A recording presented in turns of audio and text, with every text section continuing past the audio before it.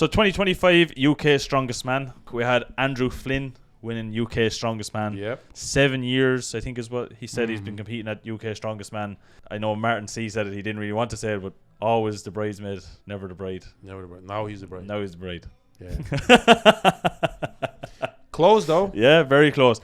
It was actually a very tight finish. Yeah. Because it came down to 3 athletes: Paul Smith, Chris Beatham, and Andrew Flynn. Whoever got the fastest time on the kegs. All of them, all timers. All of them. Yeah. Paul Smith, 3-time champion, 3 times in a row champion. Unfortunately, he finished in 3rd this year. He didn't even get into 2nd place. But Paul, a phenomenal performance, in fairness to him. Chris Beatham as well. It was looking like Chris did really well. Yeah, even at the final. Very events, impressive. I don't think that anyone saw him like being that close to the getting the title. You know, like coming into the last event, he was the one to have a point behind something Andrew like Flynn. that, half a point. 26 points together with Paul Smith. Yeah, and Andrew Flynn 26 and a half. Yeah. So, but even like I remember, it's terrible to say, but when I looked back, where I was, say, out with all the cameras, everybody was over at Andrew Flynn. Yeah. Recording because it was the half-point lead. Everybody had like in favour to win it. The very first keg Andrew put up onto the stand, boom, slides out. Didn't stand upright, and then everyone was just looking over at Chris. They were like, "Oh, that's..." Because, and the 5th one as well, he overextended so much to load the 5th barrel, so he could have easily slipped off the platform, you know, and then would have been over. Then would have been Chris easily then just has to load the last keg because he loaded all the kegs too, and the last keg was 130 kilos on a very high platform. But anyway, so he became the UK Strongest Man, first time ever. Yeah. It meant a lot to him. I have a lot of footage there as well from like behind the scenes and stuff like that. But you can see how much it meant to Andrew. A very good payday. Yeah, especially the day before he barely avoided being knocked out. Yeah, he was in the eliminator. I thought he nearly broke his jaw. Yeah, chest. I think he landed on chest. Like with the eliminator in UK, you have to like run the length of it and you have to hit a buzzer. Yeah, 130 kilos sandbag. It's like a shield. Husafell bag. Husafell bag. Yeah, and he was racing Alex Ferry. Yeah, and literally he had I think it was 3 meters or 4 meter head start, and Alex Ferry just instantaneously caught him. And then it was a sprint to the end. Like Andrew just jumped. Yeah, and managed to press the button. Everybody in the crowd, even you said it to me. It was like, did he hit it? Like, it was like the whole crowd was just on their feet. It was we were speculating that Andrew was very tired, and I think he kind of admitted to Jamie Reeves that he had like a long last year, this year as well. He's kind of feel fatigued. But I think Paul Smith looked the one who was fatigued the most, though he had the probably the most stressed athlete of them all, you know. Because you see Paul down to the finest details, down to the numbers. He was like making sure on every single event that he was doing, he was making sure he was in the top 3, 4. Yeah. But he didn't look like himself, Paul. I think he had like a rough start of the year. I think he had like a food poisoning, tonsillitis. It looks like he's after losing a good bit of weight. Yeah, but like I asked him, I said, how much did you lose? We weighed him as well. He was like only 2 or 3 kilos down from the last year. But you can see that like his body wasn't as full.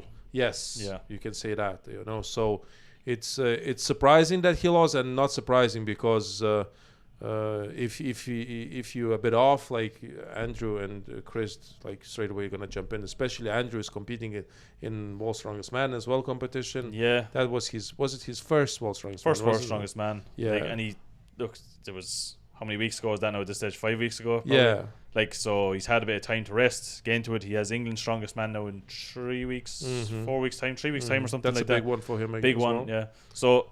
Look, after that, I don't think there's anything planned from where you're talking to him. I don't think there's anything that he's. I think he needs to rest now. Yeah. A proper rest.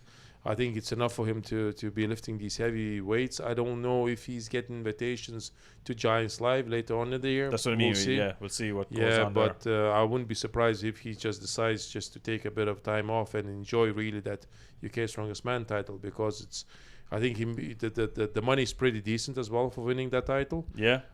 Good money, yeah. So like he got good money as well for winning day one. He was in day one as well. So day one or day two, I can't remember. But so he can get like a solid holiday out of it. With his family, you know. So he deserves it. There's nothing wrong with that. No, but like when you see some of the events as well, like very first event on the final was max car squat. I think he did 310 kilos. 320 kilos. Yeah. So a very big implement as well. It was a big squat. Yeah. You had then a tire flip, tire flip was 320, 350 or something. 350. Yeah. 350 and kilos. He had to, like, everybody, it was nearly like a sprint at that stage because everybody was flipping the tire so fast.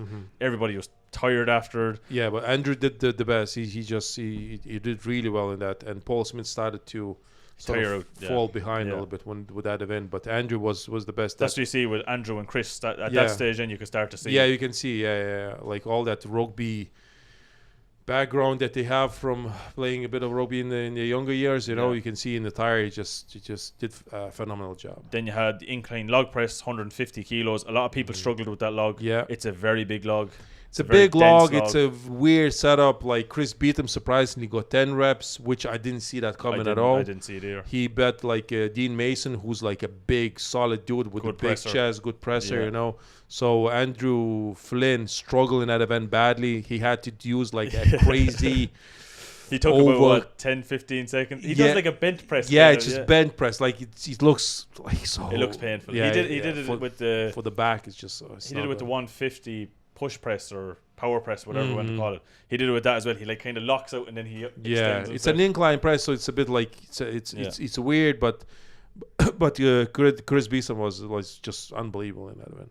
Then you had the deadlift ladder, so I think it was 5 lifts, 280 to 360. To 360, yes. The last was like 360. Only one person finished it. Andrew Flynn, and it was like everybody erupted cheering, the whole place. There's one thing I found was very strange is that when they hit the buzzer, like nearly right there in front of you. Chris Beetham. Yeah, Chris Beetham nearly burnt his beard off. Nearly burned his mouth, the whole face. That was dangerous. But look, it was okay. Look, the 360 kilos, Andrew lifted it. He tore a lot of his skin. Paul Smith was the same. Calluses ripped. Yeah, but that's just... Yeah. That's not a big deal for someone. But he had to get taped up. And then even coming into it, you could see like he was putting chalk on his hand, and I was looking at him, he's wincing kind of because his hand was like the skin was properly ripped. It wasn't showing bone. They just ripped the callus. No, there wasn't no tendons, no bones. No tendons, no bones, nothing. Just skin. Just a bit of skin. Yeah. And then obviously the loading race. 90 kilos to 130 kilos on the kegs. But that 130 kilo keg is huge. It's massive, and the platform is high. The event is really hard. I think it was a bit refreshing in a way to see that event instead of like stones, We even said it to Glenn. Yeah, everyone was kind of delighted. I think that event worked pretty well to be the last event, and the race being so close between those three guys, And I think it was is a great finish for the great show. Even though Andrew Flynn won it, obviously England winning the UK Strongest Man, it got to a stage that it looked like the Welsh lads were going to win. Yeah. Jacob Brook after the semi-finals, like him and Jamie Nelson. And William Jones. All these boys are young. They're very young. They're looking very promising. Yeah. It was very surprising. Jacob Brooks doesn't seem to have any weaknesses. He's not there strength-wise yet. I think he's only 27 years of age. He still has a lot of time. Still very young. If in 3 years he can just keep progressing, he's gonna be a serious athlete. He still looks healthy. He still looks fresh. Yeah, there's so many things going. Yeah, he's not like, I think it's okay to like Ray Nonnell to see now like he's winning World Strongest Man at 30 years of age. So everybody should be okay now and stop maybe like trying to push the envelope too much. Yeah, because then you had the likes of Alex Ferry, he's 23. Yes. He's strong. He's fast. I couldn't believe how fast he moves. It's a bit as well. He has like 187 kilos log at that age. I was like, I don't know. But now that said, we saw a lot of youngsters who at 19 have 190 log. Yeah, for twos. Yeah, so I think these young lads need to, chill out a little bit. Like Alex, I think like realistically, like you're saying, at 30 years of age, he could still have 7 years of strongman experience behind him. Yeah, and still not even be 30 years of age. Yeah, like.